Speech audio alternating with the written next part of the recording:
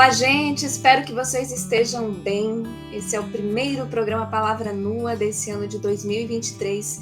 E olha só que bacana, a gente conta com a participação da companheira Lúcia Janesini. Ela é da Congregação das Irmãs Catequistas Franciscanas, nasceu em Brusque, Santa Catarina, cursou Serviço Social na PUC de Porto Alegre, especialização em Serviço Social na FURB, em Blumenau, e trabalhou como assistente social no período de 30 anos, em Ariquemes, em Rondônia, e também em Blumenau, aqui em Santa Catarina. A Lúcia ela é vice-presidenta do Conselho Indigenista Missionário, o CIMI, reside em São Paulo, faz parte aí do CIMI Regional Sul. Lúcia, vem para cá, vem conversar com a gente. Tudo bem contigo, Lúcia? Oi, bom dia, Cláudia, bom dia aos ouvintes, amigos e amigas. É muito bom estar aqui nesse momento e agradeço já de início a Palavra Nua, que nos possibilita esse diálogo para contar nossas histórias de vida e contar os nossos sufocos também e tudo que nós vivenciamos em nossa vida. Obrigado por esta oportunidade, Cláudia e equipe, a outra Cláudia também. Obrigada. Legal, Lúcia, um prazer imenso te receber aqui, ainda mais estreando, né, esse primeiro programa nesse ano de 2023. E para a gente começar, eu gostaria, Lúcia, que você compartilhasse com a gente um pouquinho sobre o teu início de vida, o teu lugar de vida, a tua família, a tua infância, como foi, como era a relação com os teus pais, se você tem irmãos, irmãs, essa vida, né, familiar e também comunitária. Se você tiver alguma história, assim, daquelas danadas também, né? Que sempre acontece na família, quiser compartilhar com a gente, fica bem à vontade, por favor. Isso, então, eu nasci em Brusque, né, em 1950, dia 28 de agosto, e numa família que agora somos 11 irmãos, né, 6 meninos e 5 meninas, e meus pais, Alexandre e Matilde, né, o pai, um homem silencioso, trabalhador da roça, muito contemplativo, que se relacionava com a plantação de uma maneira, assim, muito devota, eu diria, né? A alegria dele era nos acolher e, quando a gente ia de férias, mostrar como a plantação estava crescendo, estava exuberante. Então, a figura do meu pai é assim. E da minha mãe, Matilde, desde que eu nasci, vi minha mãe como costureira para a família, porque para 11 irmãos precisava mesmo, né? E, como se dizia, costureira para fora também.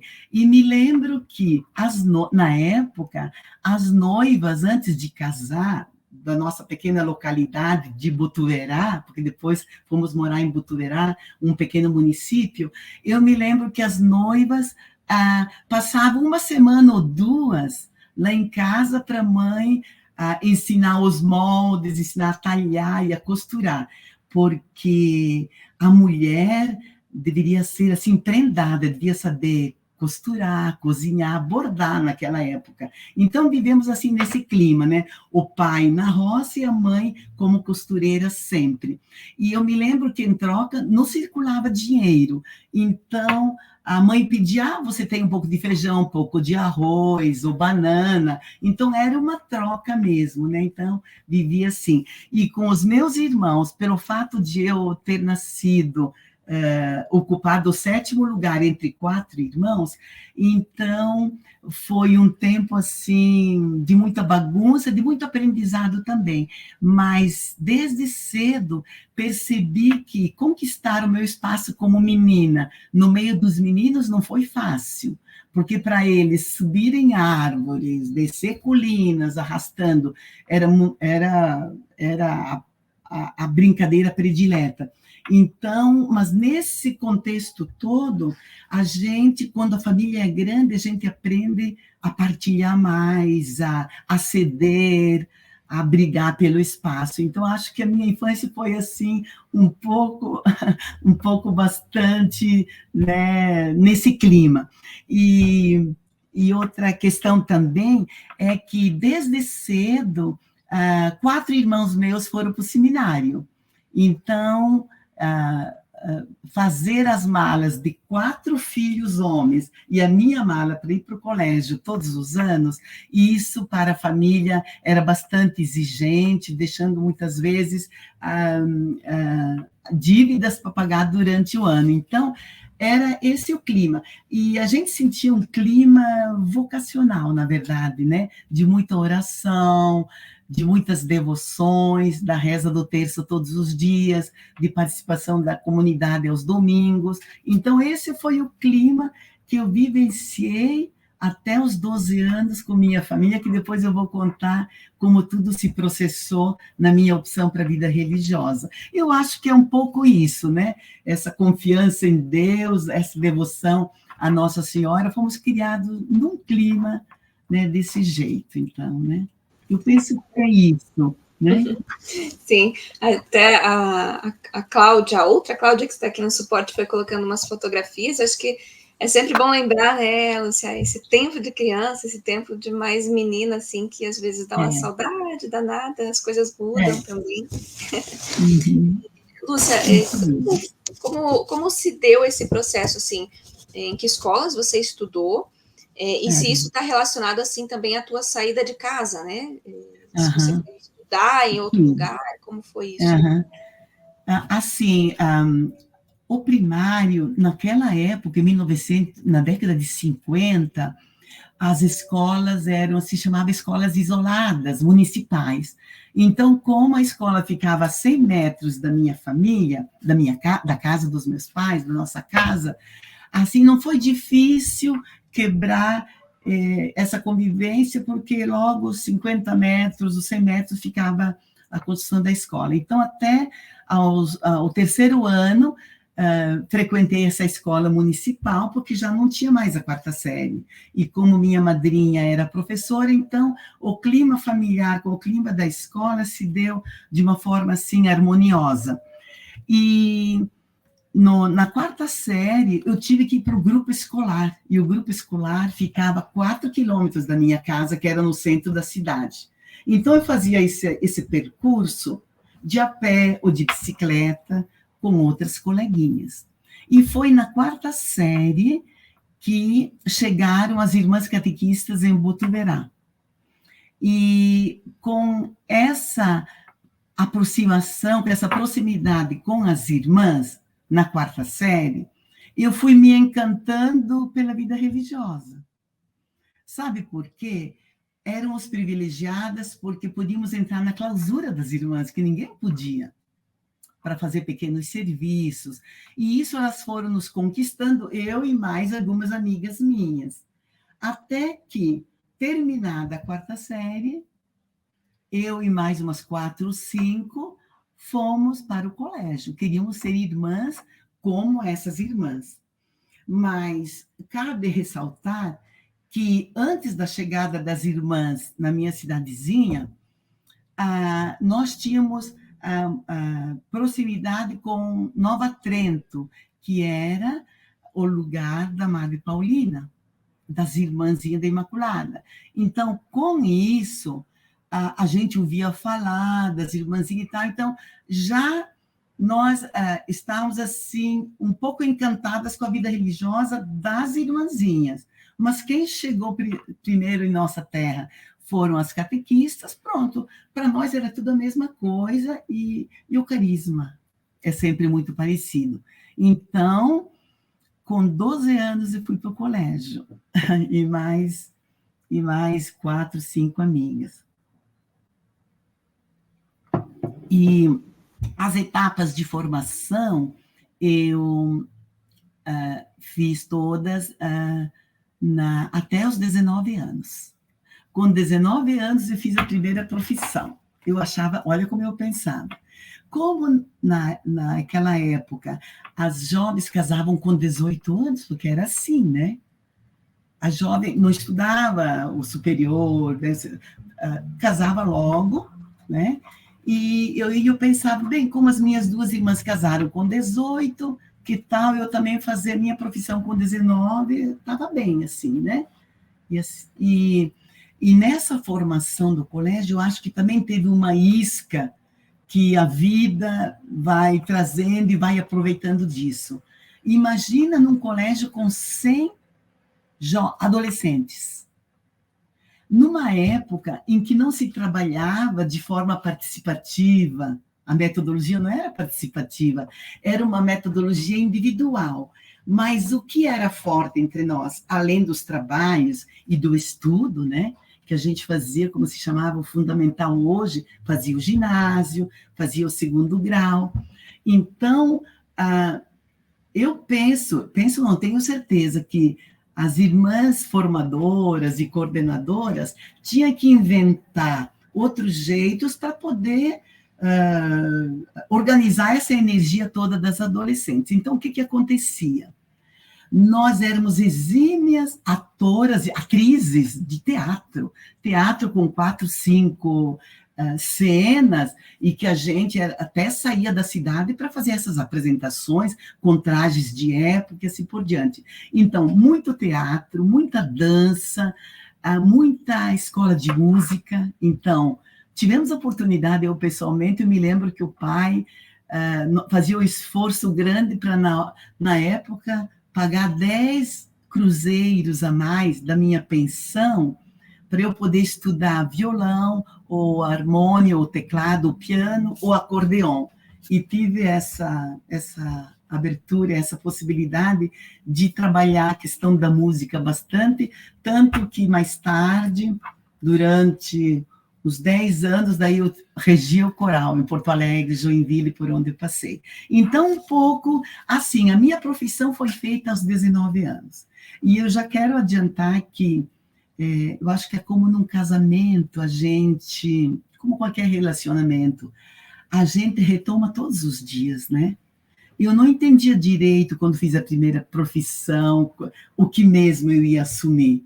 Mas no caminhar da vida, no processo todo da minha maturidade como jovem, como mulher, acho que isso é que foi tomando forma.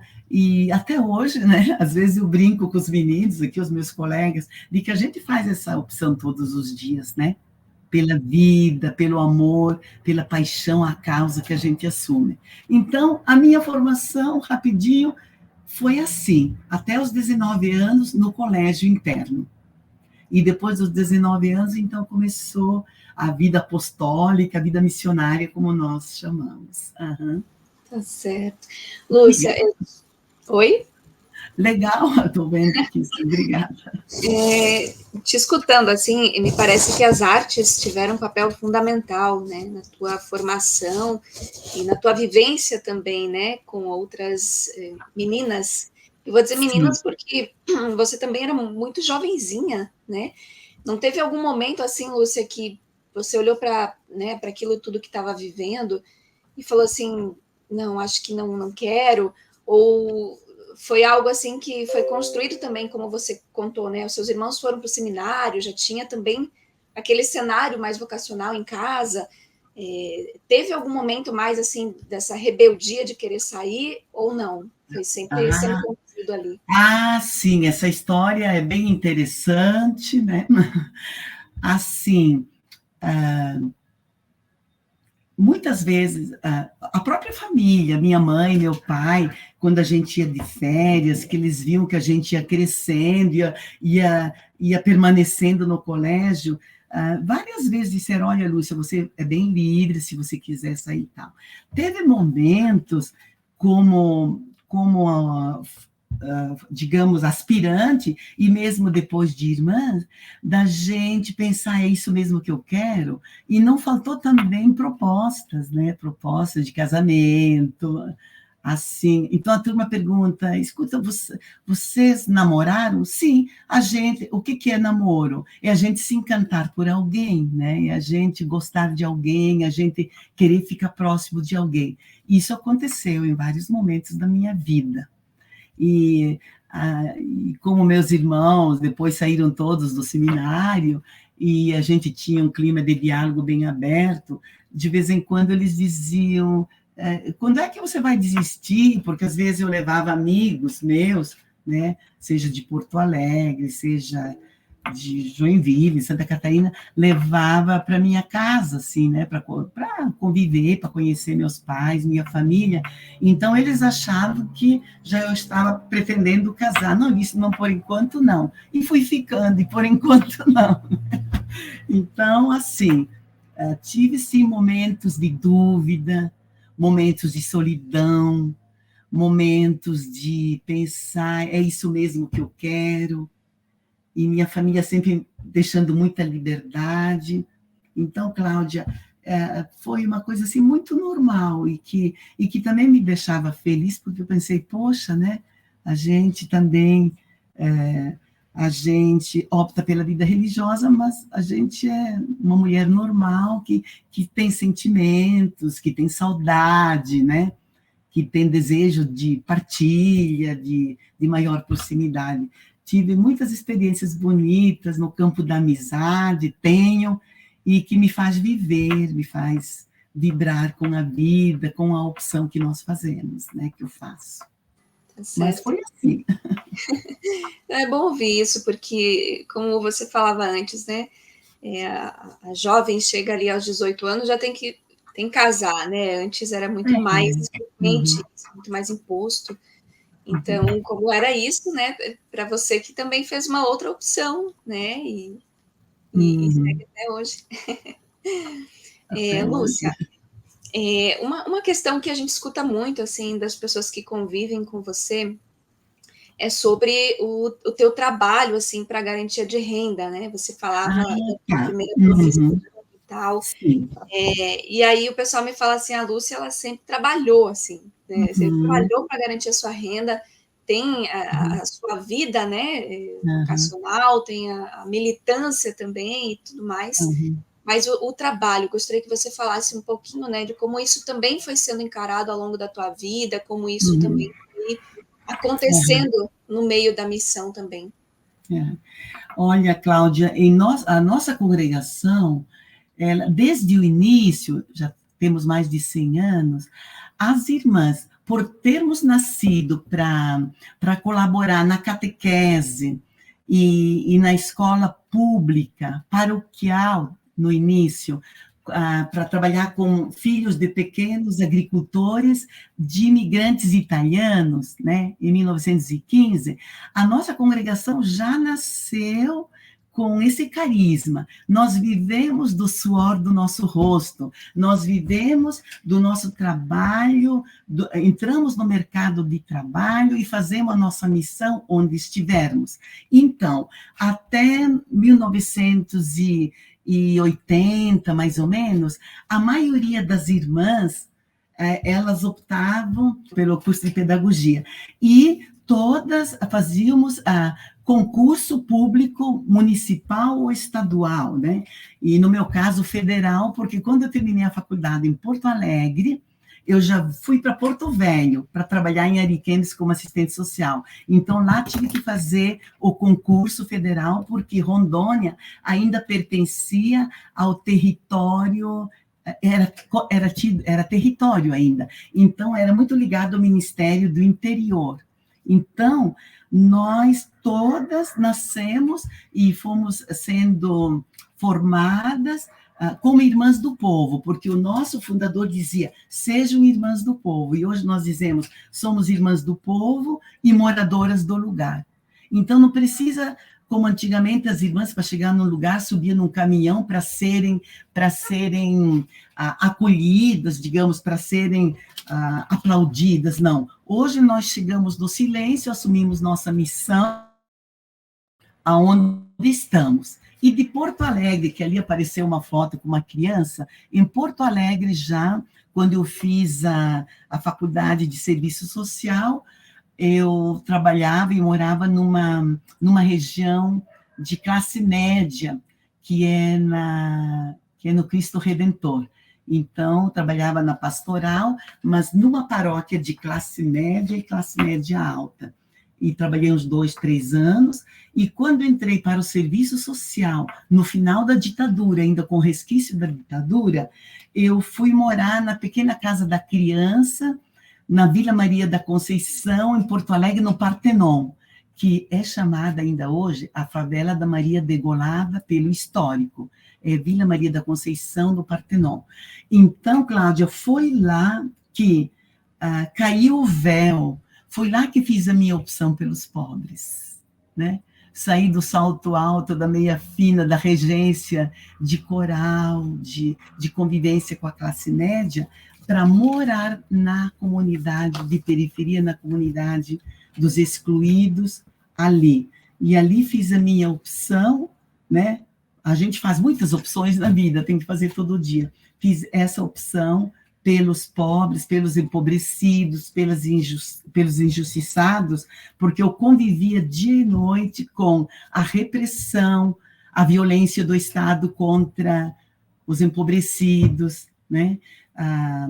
A fome, a prostituição das mães para trazer o pão de cada dia para as crianças, o trabalho com menores que trabalhavam, office boy, que se dizia na época, na Caixa Econômica Federal, nas caixas de Porto Alegre, né, onde mais de 400 menores a gente acompanhava como bolsa, né, de menor aprendiz. Então, um pouco assim, realmente, todas nós, desde o início, lidamos com essa questão, porque nós não temos escolas particulares, nunca tivemos hospitais, obras. Então, vivemos dos nossos salários, que são colocados em conjunto, no coletivo, né? Nós administramos cada casa, cada irmandade administra o que ganha, e nossas economias, não o que sobra, economizamos para a Caixa Comum grande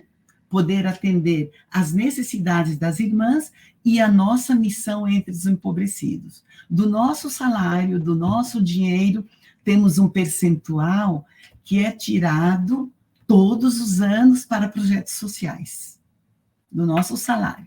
Nós não aceitamos, por exemplo, herança ou doações de padrinhos, de benfeitores, não.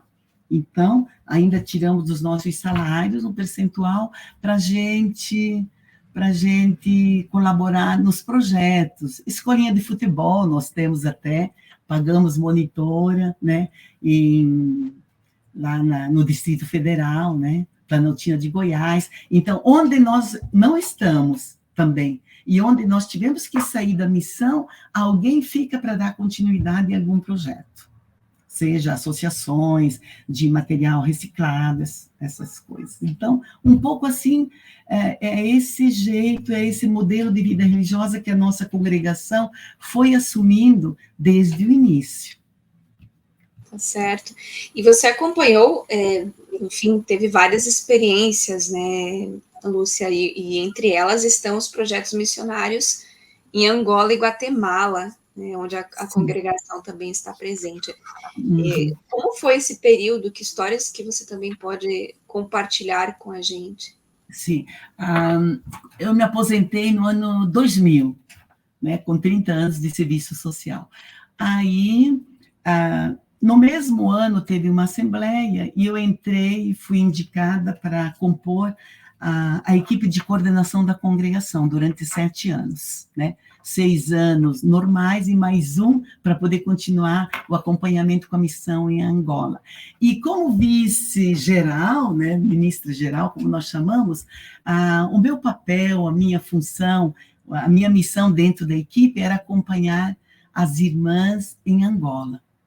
Hoje ainda temos 4 casas. Em Angola, nós estivemos desde 1983, durante a Guerra Civil, onde teve milhares de mortos e onde temos ainda hoje centenas e centenas de mutilados por conta das minas colocadas no chão.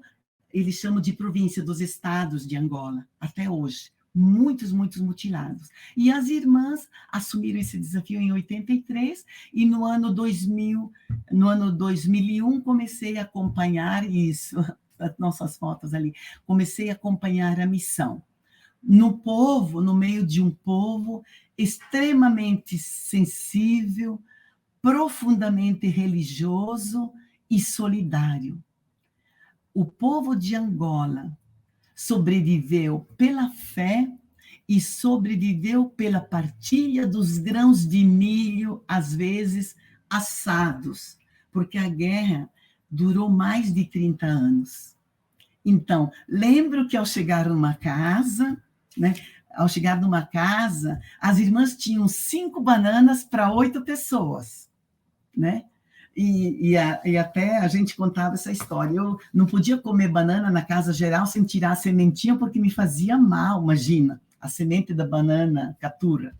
Quando eu cheguei em Angola, que tinha 5 bananas para 8, sim, que a banana era deliciosa e a gente tinha que repartir e raspava também a casca da banana. Desse dia em diante, a banana nunca mais me fez mal. Para você ver como a necessidade, como essa vivência com a fome faz a gente também mudar de vida. Então, lembro de outra época, durante a guerra, que só tínhamos dinheiro para comprar 15 maçãs, porque 15 eram as irmãs. E eu queria fazer uma dinâmica da maçã, com uma reflexão sobre a questão da mulher, questão de gênero e tal. Então, se podia comprar 15 para 15. Você caminhava pelas ruas de Luanda com muitos deslocados, porque como a guerra ela acontecia nas províncias, no interior, os deslocados eram milhares para Luanda. Então, lá não tem semáforo, lá os carros, lá não tem... Lá um espera pelo outro, é uma gritaçada, mas num respeito muito grande.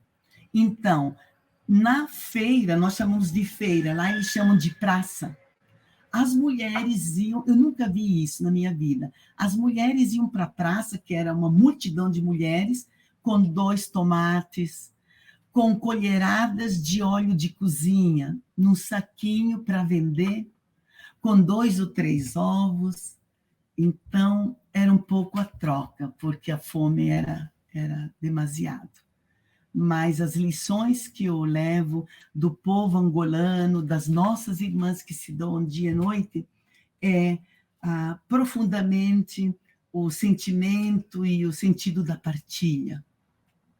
O pouco que você tem, você reparte com o outro, porque a guerra ensinou isso.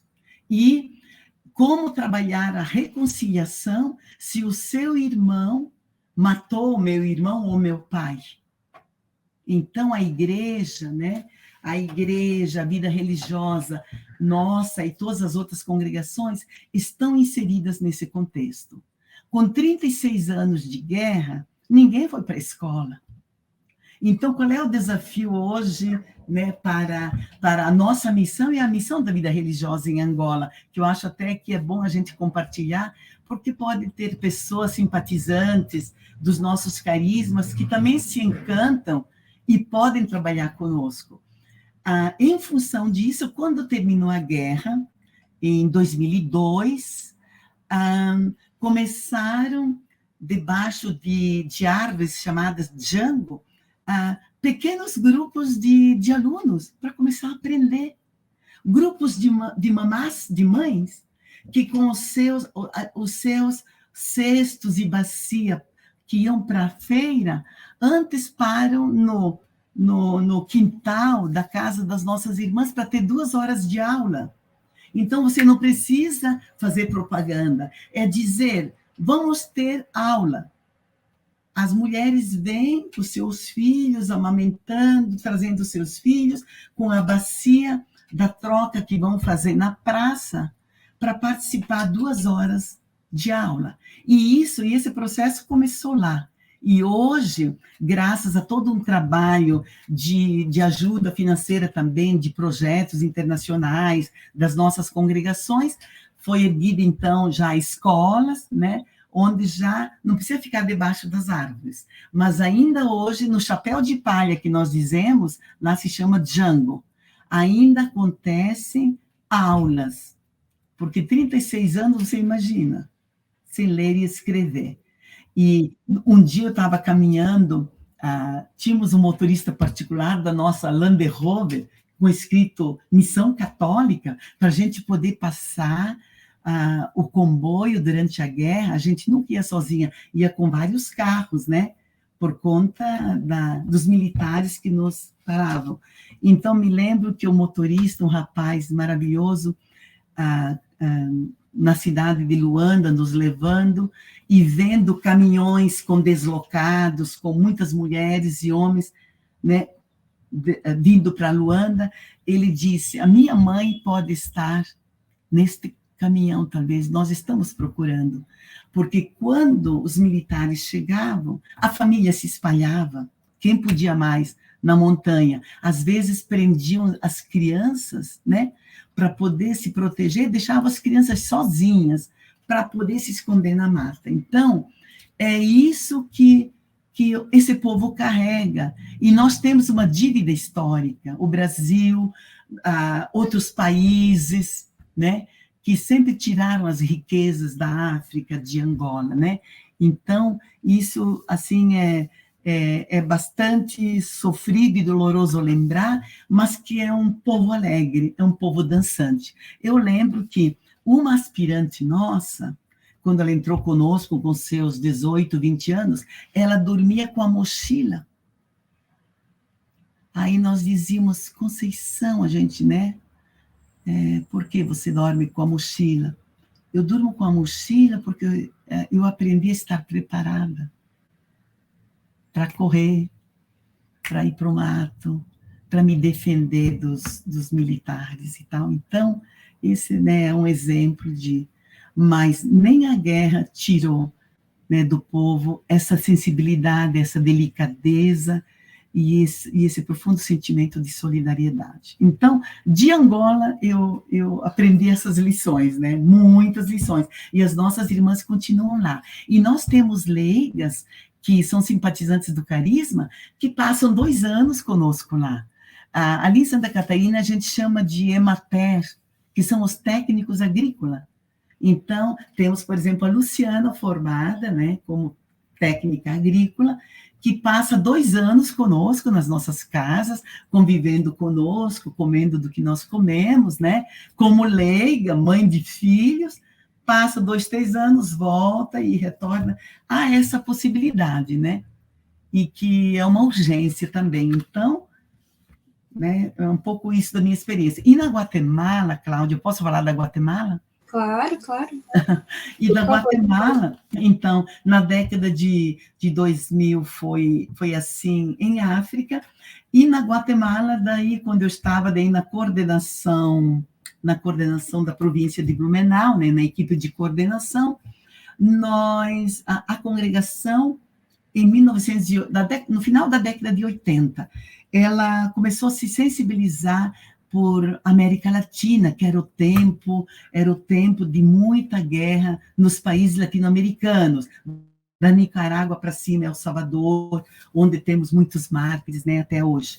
Então, o CESEP, aqui de São Paulo, que muita gente, né, participou, através do padre Oscar Beoso, em diálogo com Pedro Casaldáliga, nós fomos fazendo discernimento em Centro-América, onde poderíamos abrir uma missão para celebrar os 25 anos da província de Blumenau. Ao invés de fazer festa, comilança, vamos investir o que temos para abrir uma missão. Então, visitamos a Nicarágua, a República Dominicana, Haiti e Guatemala. E desses 4 países, essa visita foi no ano 1990, e desses 4 países, nos chamou a atenção do povo da Guatemala, um país silenciado durante décadas por conta da guerra, né, por conta da guerra entre, né, os Estados Unidos com a mão ali, né, com o pé, com a bota, né, explorando e dominando, né, os povos e silenciando os povos de Guatemala. Então, nós abrimos a missão em 1992 e fomos nos estabelecer no norte da Guatemala, perto do México, numa região chamada Ixcán. Então, com isso, as irmãs começaram a começaram a se inserir nas comunidades eclesiais de base, né? Porque era o espaço que a igreja, era o espaço da igreja em que as irmãs tinham a liberdade de trabalhar não só a releitura bíblica, mas também a questão do perdão, da reconciliação, né? A questão de todo o sofrimento, né? Passado durante a guerra. Daí veio o acordo de paz, mas ficaram as marcas. Então, o que aconteceu? As nossas irmãs também participaram até da exumação dos corpos, da atrocidade que a guerra deixou na Guatemala, né? Então, assim, de dizer assim, porque lá é o povo maia, o povo da raiz maia, um povo profundamente respeitador da Mãe Terra, um povo silencioso, um povo que você passa a noite toda em oração na língua maia, quechua, principalmente, passa a noite toda rezando com eles para pedir licença para a Mãe Terra, porque no dia seguinte ela vai ser golpeada. No dia seguinte ela vai ser machucada para plantar o milho. Olha a relação de amor, de respeito com a Mãe Terra. Como os nossos indígenas, como isso nós aprendemos aqui no Brasil, né? Com os povos indígenas. É só a gente se dar conta. Então, lá há uma sensibilidade profundíssima em relação a isso. E as nossas irmãs ainda continuam, né? Na capital, na periferia da capital, e no interior, trabalhando com a saúde, porque há pouco saneamento, né? E com isso gerando assim muita fragilidade, muitos problemas de saúde. Então, da Guatemala também. Mas o que tem de parecido de Angola e da Guatemala, que semelhanças tem? E daí a gente pode abrir um parênteses aqui para o Brasil. Eu não sou historiadora, sou amante da história, mas eu não sou historiadora, e não sei como analisar direito isso, mas as convicções que a gente foi aprendendo. Assim, tanto em Angola e África, com certeza, como um todo, como Guatemala, é sempre a extrema-direita, guerreando e querendo destruir o lado que pensa diferente para salvar o povo do comunismo. Então, assim, isso que me marcou, sempre em nome de salvar o povo. Tanto assim que o presidente, por exemplo, de Angola, o presidente de Angola, chamado Rios Montt, ele foi condenado a 80 anos, né, de prisão, mas, claro, já faleceu. Mas, como o povo diz hoje nos cartazes, rios de sangue na Guatemala, nunca mais. O nome do presidente era Rios Montt. Então, hoje, as faixas que existem, né, que o povo se organiza, é rios de sangue na Guatemala, nunca mais. Então, para dizer, como no Brasil, né, nunca mais tanta morte. Então, um pouco esse paralelo, né, a gente, né, pela experiência que a gente teve, né. Tá certo, bastante vivência, né, Lúcia? Foi. Eu vou pegar um gancho que você citou ali, os povos indígenas, para te perguntar em que momento, né, essa vivência também com os povos indígenas e também com o Conselho Indigenista Missionário, o CIMI, acontece quando você se encontra com o CIMI? Sim. No início de 80, fui transferida para Ariquemes, né? E posso dizer aqui que convivi muitos anos com a irmã Emília, né? Que todo mundo conhece. Então, éramos contemporâneas de profissão, de estudos, né? De vocacional e tal. Então, transferida para Rondônia, assumi como assistente social, né, ligado ao Ministério do Interior. E começamos a ouvir conversas, diálogos sobre o contexto de Ariquemes. Na época, a colonização, o governo pensava assim, vamos tirar a tensão que está no sul e vamos abrir projetos de desenvolvimento agrário no norte. Foi o que aconteceu. Em Ariquemes chegava 15, 20 famílias por dia de imigrantes. A malária correndo solta, muitas mortes. E os pequenos agricultores abrindo suas estradas para trabalhar digamos, o tanto de terra que o governo cedia, que era para abrir os caminhos para depois os fazendeiros, né, tomar conta dos pequenos, né, dos pequenos proprietários. E com isso, eu trabalhava com os pequenos agricultores, como assistente social. E a gente ouvia muitas histórias, porque os pequenos agricultores vinham sem nenhuma preparação sobre a questão indígena, mas logo ali estavam os Uruiauau, logo ali estavam os Suruí, logo ali estavam muitos povos. E havia um embate e matança entre pequenos agricultores ou grandes fazendeiros, e os indígenas começaram a se afastar para outros estados, começaram, né, a se afastar dessa realidade de violência. Com isso, enquanto eu fazia o trabalho, eu também trabalhava essa outra questão. Mas eu queria fazer um parênteses aqui. Com todo o movimento social, depois eu retomo a pergunta, com todo o movimento social efervescente da década de 80, das diretas já, das associações dos pequenos agricultores, cooperativas, o nascimento do PT em Ariquemes, na primeira eleição fizemos 20 votos, na segunda 800, depois foi, na primeira eleição com 20 votos, nós queríamos descobrir de onde vieram esses votos, né? Nós não sabíamos, temos que descobrir que 20 pessoas, a liderança da Igreja Luterana, os funcionários do Banco do Brasil e as irmãs catequistas franciscanas. Eram os votos mapeados, né? Então, era a efervescência desses movimentos todos, pelas diretas já, né? A Associação de Donas de Casa que controlavam os 4 mercados que exploravam o povo em Ariquemes, mercados de sulistas, né? Que iam para lá para se tornar rico rápido. Então, faziam o controle, elas faziam o levantamento dos produtos mais baratos, e eu lembro que um grande supermercado, que eu não vou dizer o nome aqui, vendeu por uma semana bombril e cebola, porque na relação das mulheres, naquele mercado, era para comprar só bombril e cebola.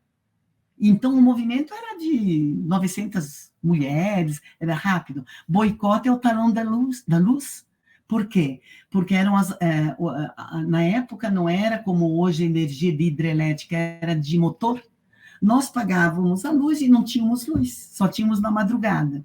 Então, bora boicotar. Recolhemos 1000 talões de luz, né? A Associação das Donas de Casa, né? Mas, claro, nós ajudando e animando e estudando com elas. E assim, fomos... Era logo na saída da ditadura, então tinha muitos espiões ainda.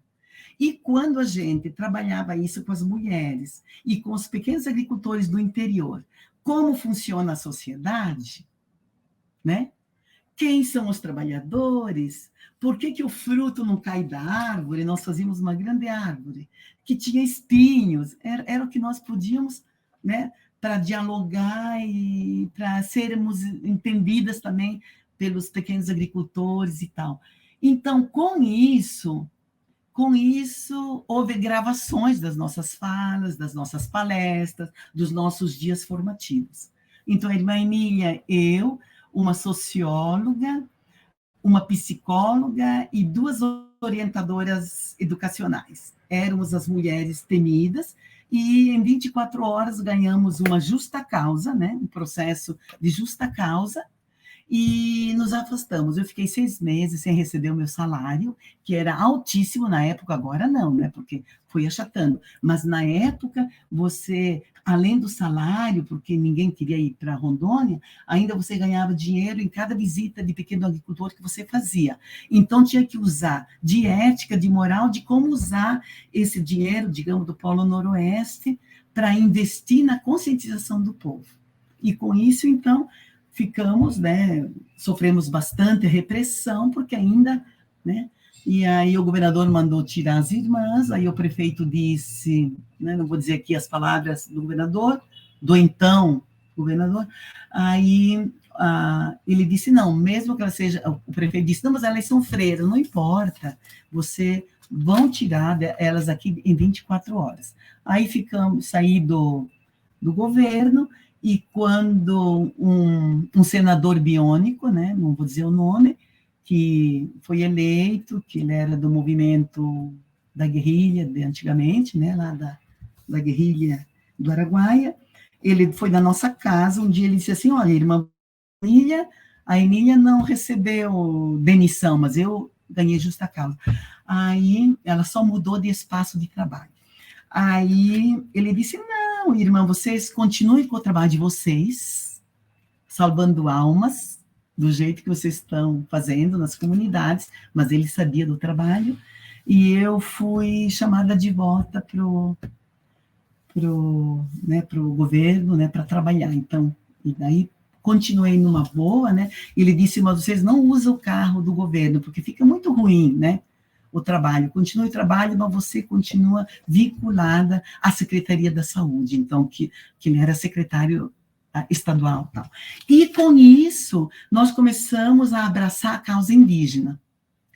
E com os apoiadores, me lembro dos padres combonianos de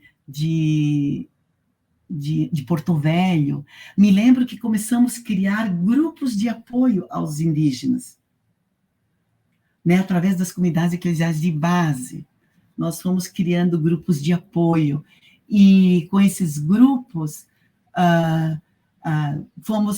fomos entrando nas escolas, né, nos grupos de reflexão, nas paróquias, e até que em 81, teve a primeira assembleia, onde o CIMI Rondônia foi desmembrado do CIMI do Acre, da Amazônia Ocidental. E com essa proximidade, a gente foi se apaixonando pela causa indígena. Lembro de ter acompanhado, em momentos assim de final de semana, né, que a gente podia sair do trabalho, de ter visitado áreas, territórios indígenas, como o do Zurueu-Auau, que é importante citar esse fato que é emblemático, né? Então, o Zurueu-Auau estava em Ariquemes, mas as expedições dos agricultores, a mando dos grandes fazendeiros, eles faziam expedições para afastar, matar e queimar, né, as moradas, né? As aldeias, as casas. E o Zurueu-Auau, pelo pouco da história que eu sei, foi um povo que teve contato assim, não tão antigo, que é mais recente. Então, em 79, houve esse fato, e nós conhecemos a família do Chico Prestes, da periferia de Ariquemes, a família de Chico Prestes, que organizava expedições para afugentar os indígenas Urueu-Auau, ele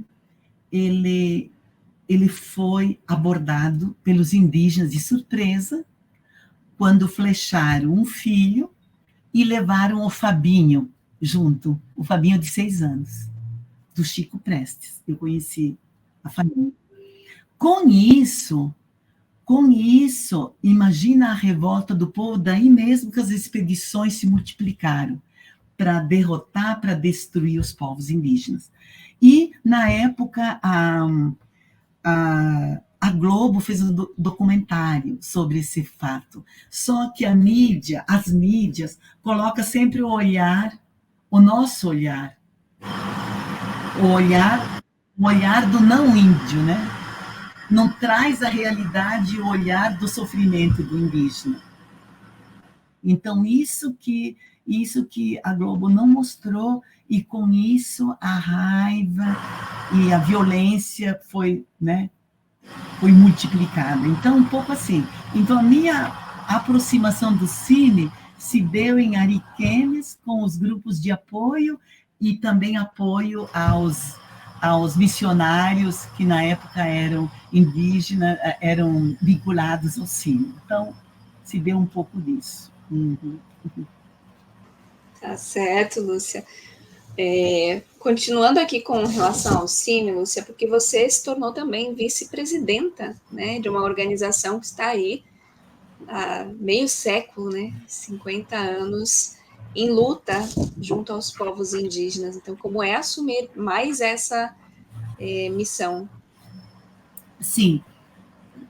Quando eu estava em Santa Catarina, coordenando a província, no ano 2019, nós tivemos a Assembleia do Cine, né, em Lusiânia, né, no Centro de Formação. E aí fui indicada para a vice-presidência. E para também garantir a presença de uma mulher na equipe de coordenação, né, também por isso. Então, no ano 2020 e 2021, com a pandemia, foi bem exigente para mim, porque entrando num serviço novo, sem conhecer o contexto das realidades dos regionais, não é mesmo, né? Então, o nosso trabalho também como, né, da equipe da presidência e do conselho, ele ficou limitado de encontros presenciais e também de visitar também as realidades dos nossos regionais. Com isso, assim, eu não me senti muito dentro desse processo. A partir das nossas reuniões, assim, de presenciais, eu fui assim, conhecendo melhor, né, também os desafios, conhecendo melhor as esperanças, a realidade dos nossos missionários e missionárias, conhecendo também a realidade, né, dos problemas, dos territórios, né, dos povos indígenas. E com isso, eu acho que eu aprendi muito mais do que pude contribuir, mas eu quero, já desde agora, agradecer muito a paciência e a compreensão do Dom Roque, né, o nosso presidente do Cine, agradecer a paciência do Antônio Eduardo, que é o nosso secretário executivo, e os adjuntos, né, que o Kleber foi 2 anos, e depois o Luiz Ventura. Então, eu penso assim, pensando nos 50 anos do Cine, o primeiro sentimento que brota sempre é a de ação de graças, né, com toda a celebração que tivemos esse ano. E também por todo o aprendizado, né, com a mística e a espiritualidade e a resistência dos povos, do companheirismo e a paixão pela causa indígena, né, que a gente vivencia e percebe nos missionários e missionárias, Cláudia, assim, é bem importante, é bem emocionante, né? Porque rios, estradas, montanhas, né? Acho que, né, é um trabalho árduo, mas que essa paixão a gente vai aprendendo com eles. Eu, né, aprendo muito mais do que contribuir. E também outra questão, a gente se encanta com as nossas equipes de assessoria, né?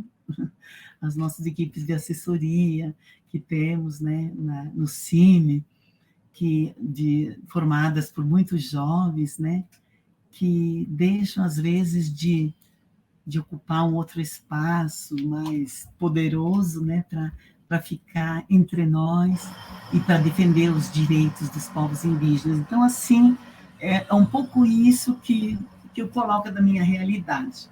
É uma experiência muito boa, mas bastante exigente, porque como a gente está em São Paulo, trabalhando, né, com os povos em contexto urbano, tanto na Grande São Paulo, quanto no interior, de vez em quando, né, fazendo visitas a aldeias no interior, então a gente acaba tendo, né, dificuldade de contribuir mais.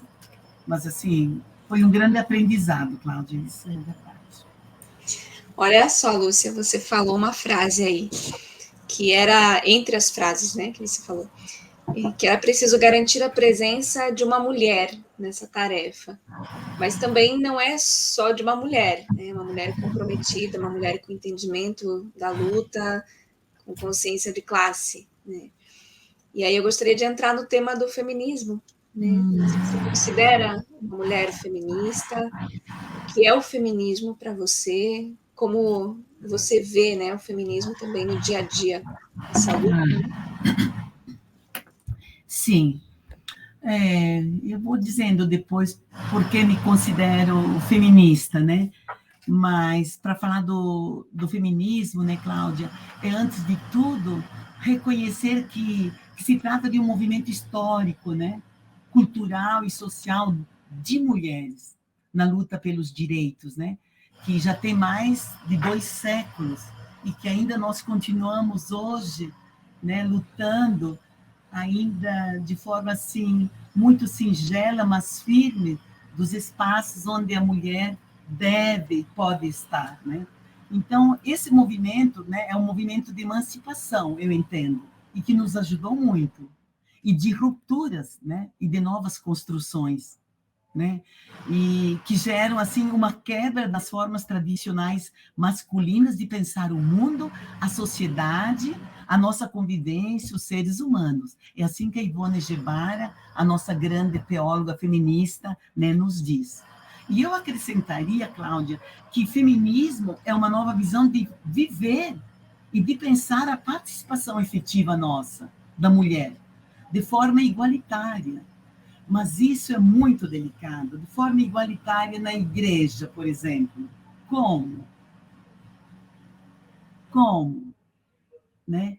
No modelo de igreja que nós temos. Às vezes, assim, nas conversas, nas rodas de conversa, a gente diz da igreja que deveria emanar, deveria surgir, né? Essa libertação, esse respeito pelo direito das mulheres, né? Porque a gente tem o embasamento na vida de Jesus, né? Nós como igreja. E se você vai ver a vida de Jesus, a vida histórica, a caminhada histórica de Jesus, ele faz encontros e embates e colóquios o tempo todo com as mulheres. Mas isso é muito sério, porque dependendo da visão teológica que temos, né, da Bíblia e de Jesus, vai formulando conceitos que nós mulheres vamos bebendo desde criança. Desde criança vamos bebendo na catequese, na nossa formação. Então, assim, essa forma igual, me considero feminista porque eu sou uma inconformada nesse campo. Eu sou inconformada. E na vida religiosa, eu acho que nós damos passos, né?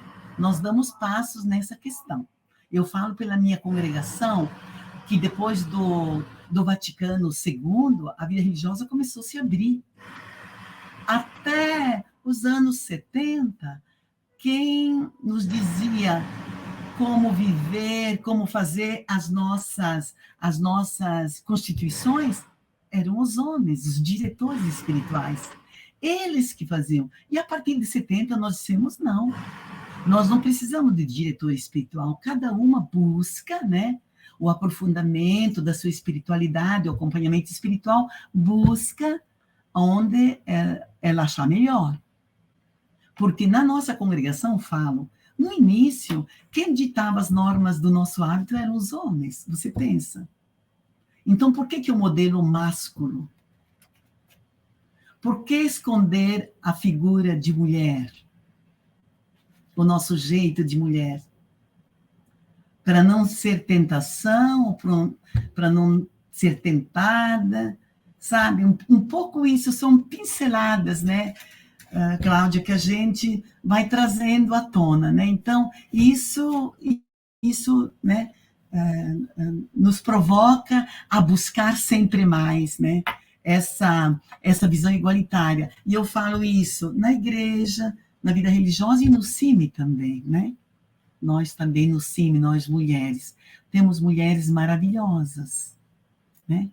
Mulheres maravilhosas no campo da formação, no coletivo de formação nacional, né? Temos mulheres na questão jurídica, mulheres maravilhosas, na comunicação, né? Muitas mulheres como vocês, capacitadas, com potencial maravilhoso. Então, eu acho assim que é mesmo a gente se juntar e conquistando esses pequenos espaços. Eu acho assim que é um desafio permanente, né? E vejo que pouco a pouco, eu bendigo a Deus de viver nesse tempo, sabe, Cláudia? De ter vivido na década de 50, 60, 70, 80, né? E continuar nesse aprendizado, né? Acho assim que um pouco isso, né? Então, eu gostaria de dizer também que o que interfere no nosso ser feminino e nas nossas lutas é também que imagem de Deus nós temos. É uma imagem de homem velho, justiceiro, juiz. É isso que foi nos passado. E precisamos trazer a imagem, senão ele não é Deus. Ele é filho, ele é filha, ele é irmão, é irmã, ele é mãe, Deus é mãe, senão ele não seria Deus, né? Eu gosto de destacar algo assim, um detalhe muito pequeno, mas que é bem significativo. Quando nós temos as celebrações na chácara, né, na capela, e assim que o padre Paulo Suis participa, aí ele, durante o rito, durante a celebração eucarística, aparece em muitos momentos, né, Deus Todo-Poderoso, né, e tal, muitas orações. E o padre Paulo nunca se engana. Ele sempre diz, Deus todo amoroso. Sabe que a gente leva sustinho assim? É isso mesmo. Né? É isso mesmo, né? Ele é todo amoroso. Como uma mãe, né? Como um pai, como um filho, né?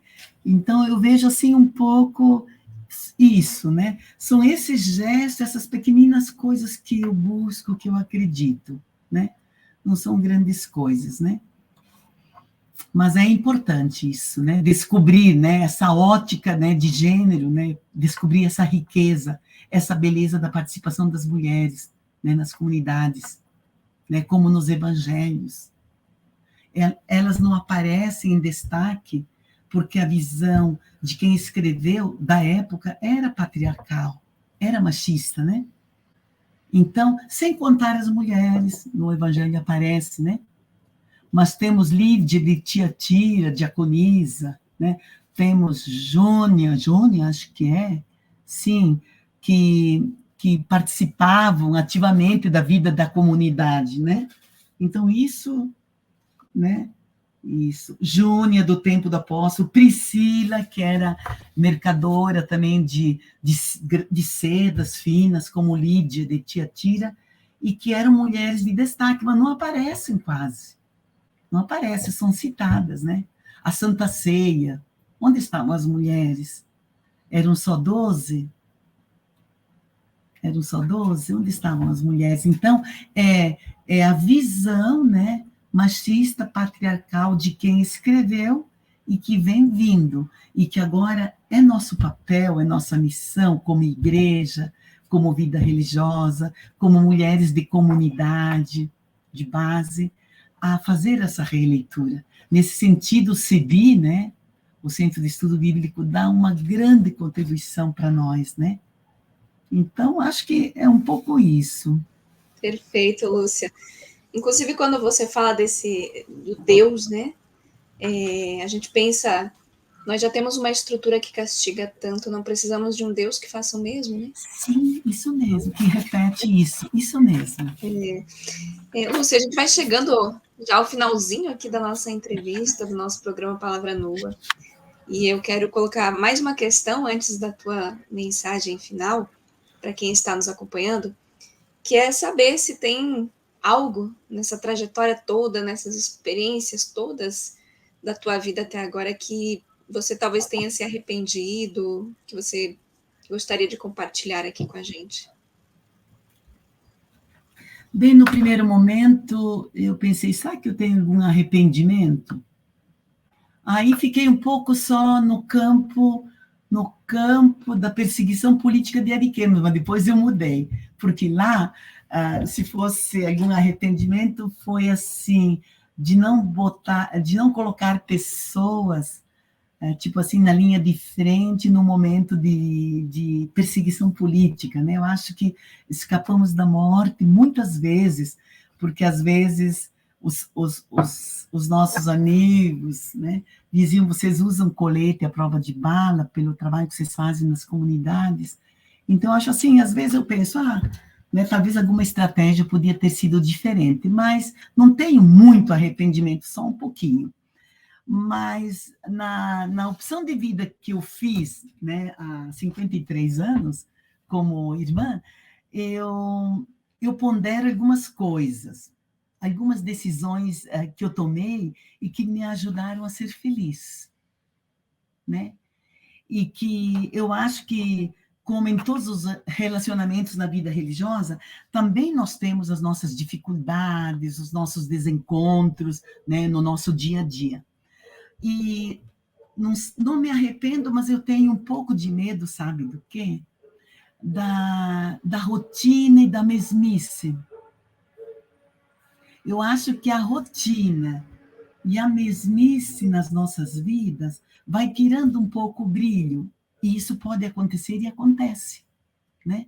Acontece entre nós na vida religiosa, acontece, né, nos outros relacionamentos, nos casamentos. Então, eu acho assim, né, Cláudia, que seria assim, teria um pouco isso que o medo, porque ele enfraquece o amor, ele enfraquece a paixão pela vida, né?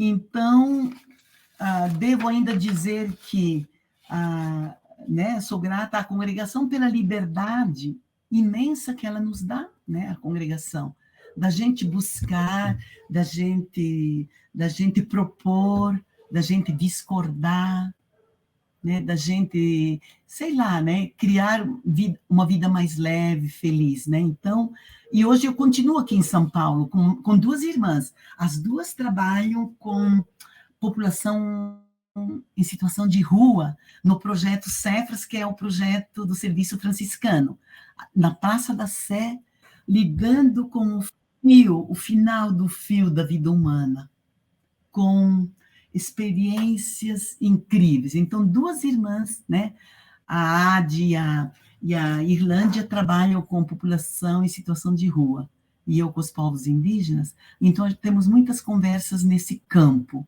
né? E colocadas assim, nessa mega metrópole, né, de desafios, né, de mil possibilidades, mas também de muito sofrimento, de fome, né? Então, acho nessa contradição como buscar, né, vivermos de forma assim leve e acolhedora. Acolhedora, eu digo assim, de escutar e de levar esperança e buscar esperança com eles, né? E também dizer que essa possibilidade de vivermos em três aqui, aí a nossa irmandade, a gente costuma dizer que ela se estende, né? Nós não somos assim. Às vezes as pessoas vêm aqui em casa e perguntam, assim, pessoas um pouco mais conservadoras, irmão, onde está a capela? Vocês têm capela? E nós não temos capela aqui, porque é uma casa de passagem, ela é grande, né? A Cláudia Baumgart, ela conhece aqui. Então, nós não temos capela, porque a nossa capela é o povo, é a cozinha, é a sala de visita, é aqui fora no meio das flores, das folhagens, quer dizer, é o povo, a capela é ali. No metrô você anda horas, né, minutos, contemplando o rosto de quem dorme, que você sabe que dormiu pouco, da mãe que deve ter saído 4 da manhã, deixou os filhos com outras pessoas. Então, essa contemplação e essa sintonia vai trocando energia e vai nos dando motivo para viver. Mas eu estava dizendo que daí a nossa irmandade, né, ela se estende, se alarga, por exemplo, com o Rafael, o meu colega de trabalho, né? Porque o Rafael, nós trabalhamos, se eu moro aqui com as irmãs, eu trabalho 8 horas, né? Com ele e com o Frei Mateus, chega, quando a gente sai, são 3 dias e 3 noites, então, 4 dias. Então, é essa abertura que a gente conquistou, né? Nas nossas vidas e na nossa congregação, para a gente poder somar e ser mais feliz. Então, assim, eu entendo um pouco assim. Não diria arrependimento, mas fugir da mesmice e da rotina, assim, né? Então, é um pouco isso, né? E o contexto, né, das famílias indígenas aqui em São Paulo, né, das nossas aldeias de Guarulhos, do Jaraguá, de Osasco, né, das visitas, eu acho que é uma mistura, é uma convivência que dá muito prazer e muito aprendizado. Eu me sinto assim. E com as nossas colegas também do escritório, né, a irmã Maicon, a Carol, a Vivi, a Irene, né? Assim, sabe? Essa proximidade com o Benito Preze, com a Lúcia Rangel, né? Que são os nossos assessores e grandes mestres e mestra, né? Então, eu acho assim que é um pouco isso. Perfeito, Lúcia. Olha, Lúcia, eu quero te agradecer, né, por participar com a gente aqui do programa Palavra Nua. Você sempre tão companheira, tão acolhedora, com essa voz tão querida, né? Falando coisas boas para a gente. Acho que é isso que anima, né? Que traz aquela esperança que às vezes mora mais escondida, assim, no nosso coração. E de repente ela vem para abraçar e para dizer que vale a pena, né? A vida. Então, te agradeço por ser essa pessoa querida também no nosso cotidiano, no nosso dia a dia. E agradeço também ao CimeSul, né? Que ajudou também a construir essa conversa, né? Os Uhum. companheiros que também sempre falam, olha, a Lúcia ela tem um posicionamento forte, né? Por isso que eu também faço esse questionamento a respeito do feminismo, porque são conflitos diários, é uma luta importantíssima, né? Para toda a nossa vida. Então, obrigada, né? Obrigada a você por estar aqui. Se você quiser deixar também uma consideração final aí para quem está nos assistindo. Sim, eu acho assim que neste ano, né, que estamos nessa celebração grande dos 50 anos do Cine, nossa gratidão à divina fonte missionária que nos conduz pelos caminhos, né, pelos caminhos missionários junto aos povos indígenas, é motivo de profunda gratidão e de ação de graças, né? Acho que são e foram e são 50 anos de convivência e de muitos martírios, né, Cláudia? E que nos impulsiona para mais tempo, para mais outros 50, se formos necessários e necessárias, né? E eu quero, né, dar o meu agradecimento, né, à fronte, né, na sua pessoa, Cláudia, e na outra Cláudia, né, as nossas duas Cláudias, que vocês já fazem parte da nossa família também, né, nas nossas convivências, nos nossos compromissos e projetos no CimeSul, vocês sempre são muito lembradas, estão muito presentes. E agora eu quero dizer para todo mundo que vejo você, Cláudia, e a Cláudia Baumgart, né?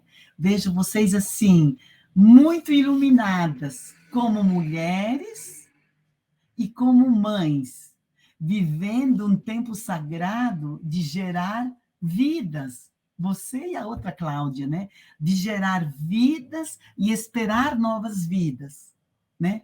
Com tanta alegria, com tanta ternura, né, Cláudia? Então, estamos juntos e juntas, todos nós torcendo, e a Divina Mãe está e estará presente em todos os momentos de você, né, seus momentos e da Cláudia, né? Muito obrigada e obrigada por me ajudar a também fazer essa conversa, porque para quem é profissional da comunicação, nossa, a gente inveja, né?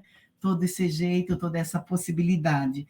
E muitas vezes a gente costuma dizer que a vida traz convicções para a gente, mas às vezes a gente não consegue traduzir em argumentos, em conteúdos. Mas aqui eu me senti muito bem, obrigada, né, por isso. E a todos e a todas, né, que também nos ouvem, que nos acompanham, que vivemos esse tempo de Páscoa, né? Que a Páscoa se estende por todo o ano, né? O ressuscitado está sempre a nos dizer: não me segure, não me segure, vai missionário, vai com confiança, vai com alegria, vai anunciar a boa notícia. E nós temos boas notícias sempre para anunciar.